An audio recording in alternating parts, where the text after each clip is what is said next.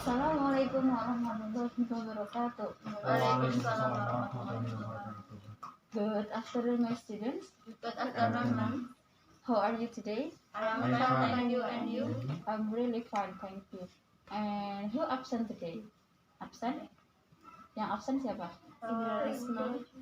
Linda, Avinda, sama Marsha. Okay. And then before we continue our study, do you still remember our last material? Kalian ingat pembelajaran terakhir kita kemarin? No. Intention sama Simple future. Di sini ada yang nggak paham sama pelajaran itu karena last week masih tidak berangkat. Nggak apa-apa ya. Intention sama simple future. What is intention? Intention tujuan atau niat. Contohnya Mbak siapa? Aslah. Can you give one example from intention? Kira-kira satu contoh dari intention, masih ingat? Ayo dibuka buku deh ya. Oh gak hewan. Contohnya menggunakan will. I will apa? I will go home. I will go home. It is tell about planning. Jadi mas Kirun, intention itu suatu niat yang kita gunakan untuk menyatakan suatu rencana. Nah, itu sedikit tentang intention. Ini kira-kira apa? Battle. Battle itu bahasa Inggrisnya battle. This is battle. Nah, hari ini sebelum kita mulai pelajaran, saya akan menstimulus kalian tentang battle ini. Please give the description of this battle. Berarti apa? Beri deskripsinya. Kira-kira ciri-ciri battle ini apa? Dari Mas Firman. Apa ya? Panjang, long, and then Mbak Lisa, Nafi.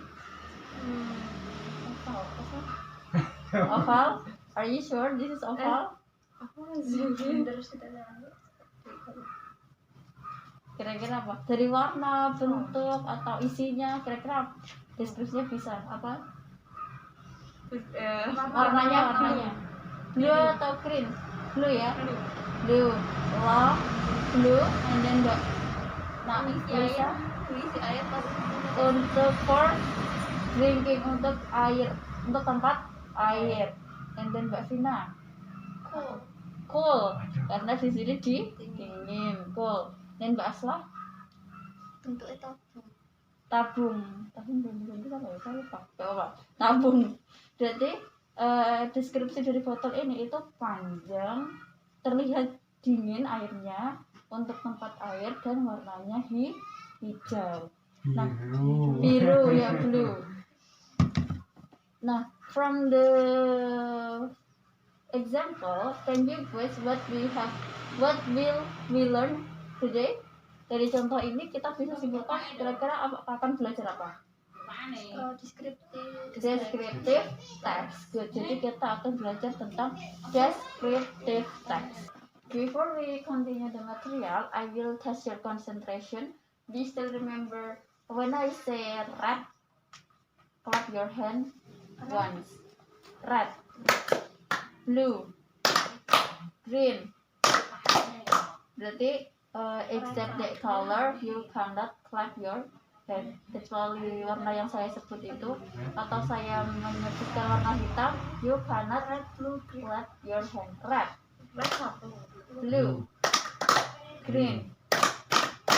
Oke, berarti kalau saya bilang black, yellow, atau apapun, itu tandanya tidak usah tepuk tangan. Are you ready? Kita ini nggak ada hukuman, cuma tes konsentrasi aja.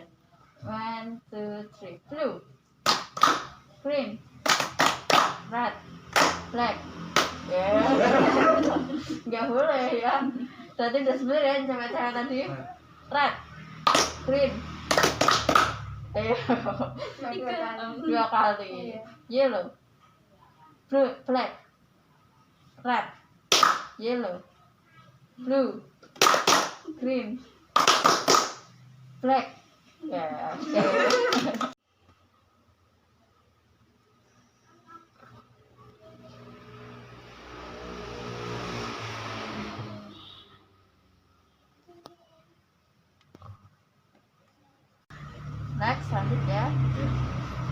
yaitu tentang a descriptive text. Okay. Descriptive text is a text which describe a place or person. Jadi dari kata di atas bisa disimpulkan apa kira-kira? Menggambarkan Tentang suatu tempat atau tempat seseorang. atau seseorang. Jadi descriptive text itu suatu teks di mana dia ini mendeskripsikan atau menjelaskan tentang suatu benda atau seseorang atau tempat. The social function itu fungsinya itu untuk mendeskripsikan, berarti memberi gambaran tentang tempat tersebut, untuk mempromosikan atau untuk mengenalkan suatu tempat atau untuk menginformasikan suatu tempat. Berarti dia itu bisa ditujukan untuk ajang promosi, perkenalan, dan juga informasi. Biasanya kalau ada tempat baru atau tempat makan baru, itu pasti kan nanti ada deskripsinya, makanannya, terus ditambah lagi untuk promosi nanti ditambah dengan diskon atau beli apa dapat apa, nah seperti itu. Berarti fungsinya itu lebih detail atau lebih singkatnya itu untuk mendeskripsikan. General structure of descriptive text itu ada dua. Yang pertama, identification and then description. Identification identifies the place to be described. Jadi biasanya dia ini mengenalkan lokasi di mana tempatnya, terus hanya deskripsi simpel biasanya tentang lokasi tempatnya itu di mana. Terus kalau deskripsinya itu baru penjelasan secara detail. Misalnya tempat wisata ini mempunyai tempat yang cantik, terus apa lagi? Contohnya kalau beteng kalau di identification dia maksudnya berarti lokasi beteng berada di mana? Di ujung Batu, Kecamatan Yana Raja. Terus kalau masuk deskripsinya itu tempatnya, keindahannya, terus fasilitasnya. Fasilitas dari beteng punya banyak fasilitas seperti apa? Tempat bermain, terus apalagi? Itu loh kalau yang outdoor itu loh untuk berkemah, spot foto yang banyak, air mancur, ya kan ada kan sebenarnya, cuman tidak berfungsi dengan baik. Air mancur, terus warung-warungnya juga banyak. Nah, itu sedikit tentang identification dan description. Nanti saya jelaskan secara detail. Language feature ini using specific participant atau subject. Kalian paham maksudnya? Digunakan untuk apa? Subjek apa kita? Nah, di sini use itu menggunakan, bukan digunakan tapi menggunakan partisipan yang spesifik atau subjek yang spesifik. Contohnya misalnya partisipannya benteng, berarti itu kan kalau kita sebut benteng Portugis berarti itu spesifik partisipan, karena di situ kita menyebut suatu benda atau tempatnya atau nama tempatnya secara spesifik. Kalau subjek contohnya seperti Lisa adalah lah, Lisa di situ saya sebut sebagai subjek, spesifik subjek. Nah seperti itu. Use lots of adjective. Apa kata adjektif? Itu kata sifat. Adjektif kata sifat. Berarti contohnya kata sifat apa aja? Indah, beautiful, jahat apa kira-kira? Cruel, terus apa lagi? Small, long, apa lagi? Short, terus apa lagi? Tall, diligent. Kata sifat itu banyak sekali ya, karena descriptive text itu spesifik dengan kata sifat. Kalau kalian menyebutkan karakter dari seseorang, otomatis yang kalian sebutkan adjektifnya, kata sifatnya. Contohnya, Asra is beautiful, she is smart, she is tall, and she is diligent in my school. Bisa seperti itu.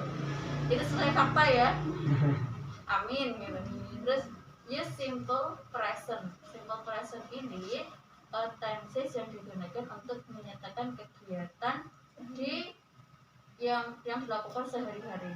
Simple present kalau kita ulangi lagi tadi yaitu tenses yang digunakan untuk menyatakan kegiatan sehari-hari.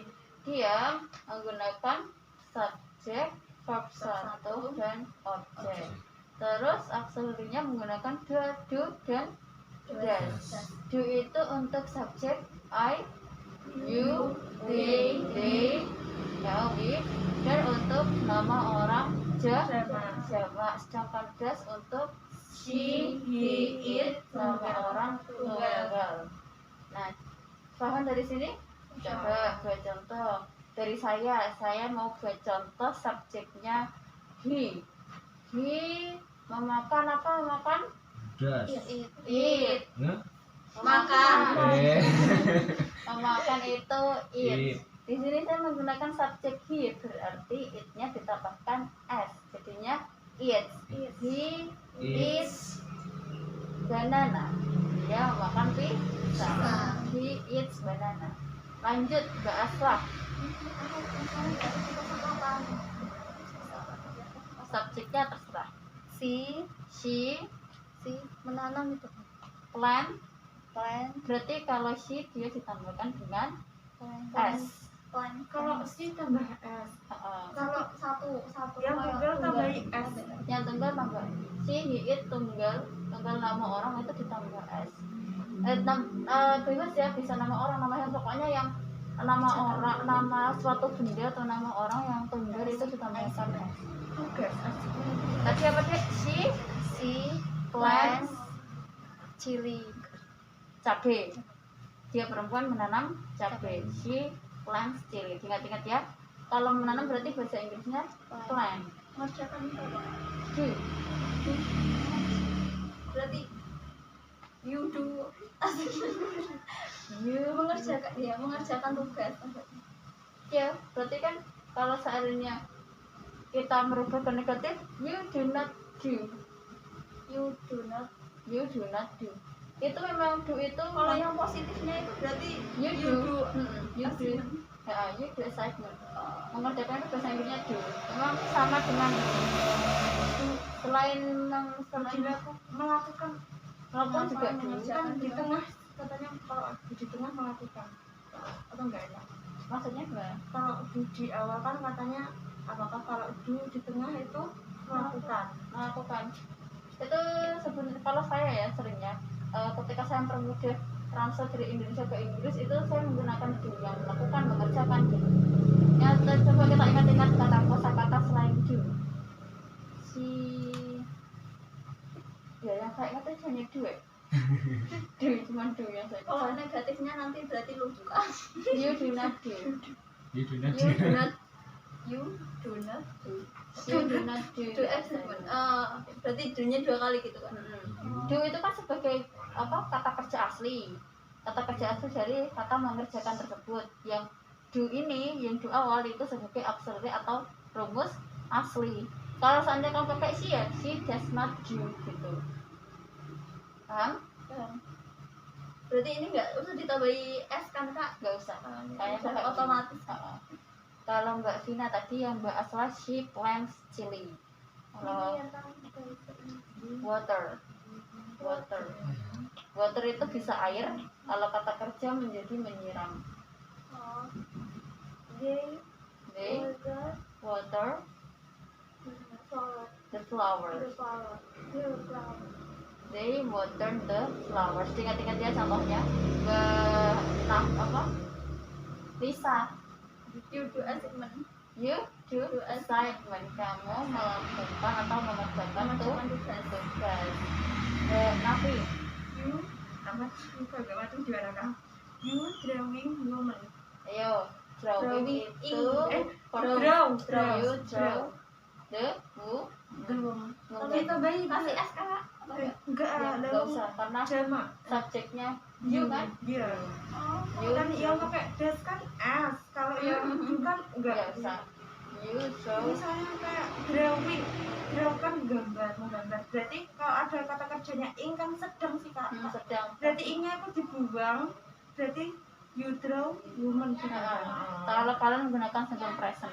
Tapi kalau kalian pengen menggunakan yang verb ing itu maksudnya present continuous, jadinya drawing benar tapi sebelumnya ada to be-nya. Kalau you berarti kan pasangannya you are drawing gitu. Karena kita menggunakan simple present berarti you draw woman. Askirun. I go to beach. I Pergi ke pantai. Kalau negatifnya berarti gimana?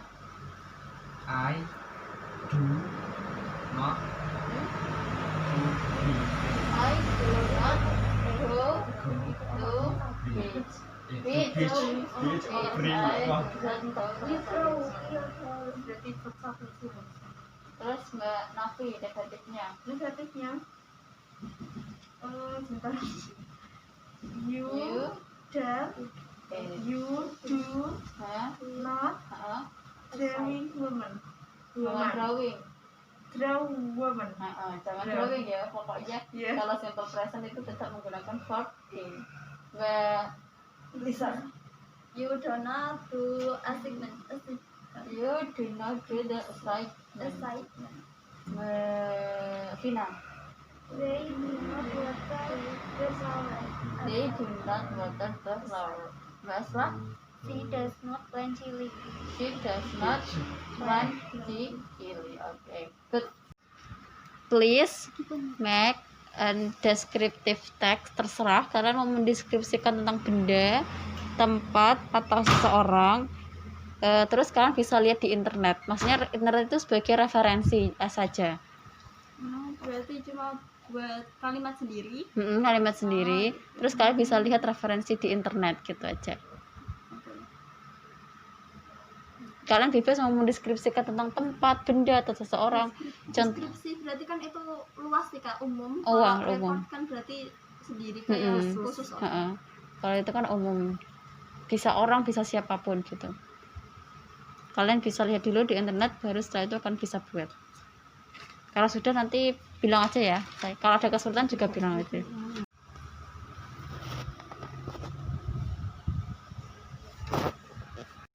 So, what we have learned about today? Today, we learned about descriptive text. Any one of you wants to conclude the material?